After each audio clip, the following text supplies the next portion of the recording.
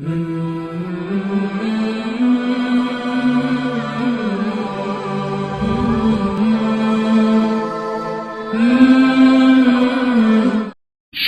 اللہ کا نام لے کر جو بڑا مہربان نہایت رحم والا ہے۔ بکھیرنے والی ہواؤں کی قسم جو اڑا کر بکھیر دیتی ہیں، پھر پانی کا بوجھ اٹھاتی ہیں، پھر آہستہ آہستہ چلتی ہیں، پھر اس چیز کو یعنی بارش کو تقسیم کرتی ہیں کہ جو وعدہ تم سے کیا جاتا ہے وہ یقیناً سچا ہے، اور انصاف کا دن ضرور واقع ہوگا۔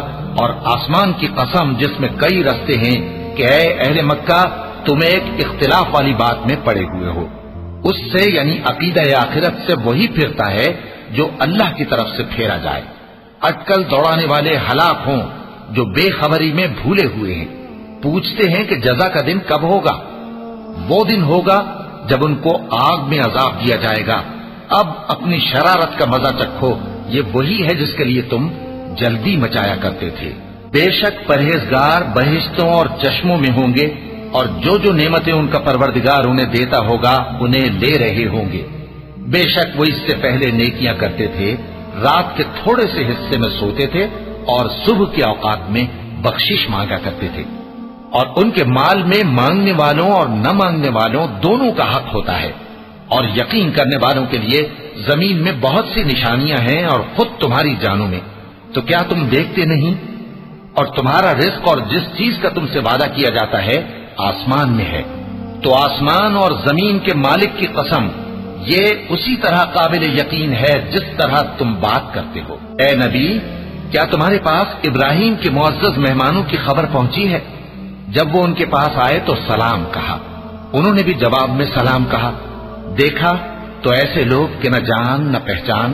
پھر وہ اپنے گھر جا کر ایک بھنا ہوا موٹا بچڑا لائے اور کھانے کے لیے ان کے آگے رکھ دیا۔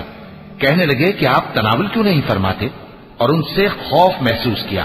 انہوں نے کہا کہ خوف نہ کیجیے، اور ان کو ایک دانشمند لڑکے کی بشارت سنائی۔ تو ابراہیم کی بیوی چلاتی آئیں اور اپنا منہ پیٹ کر کہنے لگیں کہ ایک تو میں بڑھیا، اوپر سے بانجھ۔ انہوں نے کہا تمہارے پروردگار نے یوں ہی فرمایا ہے، وہ بے شک صاحب حکمت ہے، خبردار ہے۔ ابراہیم نے کہا کہ فرشتوں، اب تمہارا اصل کام کیا ہے؟ انہوں نے کہا کہ ہم گناہگاروں کی طرف بھیجے گئے ہیں تاکہ ان پر گارے کی پتھریاں برسائیں جن پر حد سے بڑھ جانے والوں کے لیے تمہارے پروردگار کے ہاں سے نشان کر دیے گئے ہیں۔ بس وہاں جتنے مومن تھے ان کو ہم نے نکال لیا، پھر اس بستی میں ہم نے ایک گھر کے سوا مسلمانوں کا کوئی گھر نہ پایا، اور جو لوگ عذاب علیم سے ڈرتے ہیں ان کے لیے ہم نے وہاں نشانی چھوڑ دی۔ اور موسیٰ کے حال میں بھی نشانی ہے، جب ہم نے ان کو فرعون کی طرف کھلا ہوا معجزہ دے کر بھیجا تو اس نے اپنی قوت کے گھمنڈ پر منہ موڑ لیا اور کہنے لگا یہ تو جادوگر ہے یا دیوانہ۔ تو ہم نے اس کو اور اس کے لشکروں کو پکڑ لیا اور ان کو سمندر میں پھینک دیا، اور وہ کام ہی قابل ملامت کرتا تھا۔ اور عاد کی قوم کے حال میں بھی نشانی ہے، جب ہم نے ان پر نامبارک ہوا چلائی، وہ جس چیز پر چلتی اس کو ریزہ ریزہ کیے بغیر نہ چھوڑتی۔ اور قوم سمود کے حال میں بھی نشانی ہے، جب ان سے کہا گیا کہ ایک وقت تک فائدہ اٹھا لو، پس انہوں نے اپنے پروردگار کے حکم سے سرکشی کی، سو ان کو کڑک نے آ پکڑا اور وہ دیکھ رہے تھے۔ پھر وہ نہ تو کھڑے رہنے کی طاقت رکھتے تھے اور نہ مقابلہ کر سکتے تھے، اور اس سے پہلے ہم نوح کی قوم کو ہلاک کر چکے تھے۔ بے شک وہ نافرمان لوگ تھے۔ اور آسمان کو ہم ہی نے اپنی قدرت سے بنایا، اور ہم کو ہر طرح کی قدرت ہے، اور زمین کو ہم ہی نے بچھایا، تو دیکھو ہم کیا خوب بچھانے والے ہیں۔ اور ہر چیز کے ہم نے دو دو جوڑے بنائے تاکہ تم نصیحت حاصل کرو۔ تو تم لوگ اللہ کی طرف دوڑ چلو، میں اس کی طرف سے تم کو صاف صاف خبردار کرنے والا ہوں۔ اور اللہ کے ساتھ کسی اور کو معبود نہ بناؤ، میں اس کی طرف سے تم کو صاف صاف خبردار کرنے والا ہوں۔ اسی طرح ان سے پہلے لوگوں کے پاس بھی جو پیغمبر آتا تو وہ بھی اس کو جادوگر یا دیوانہ کہتے۔ کیا یہ لوگ ایک دوسرے کو اسی بات کی وصیت کر مرے ہیں؟ نہیں، بلکہ یہ شریر لوگ ہیں۔ تو اے نبی ان سے منہ موڑ لو، تم کو ہماری طرف سے ملامت نہ ہوگی، اور نصیحت کرتے رہو کہ نصیحت مومنوں کو نفع دیتی ہے۔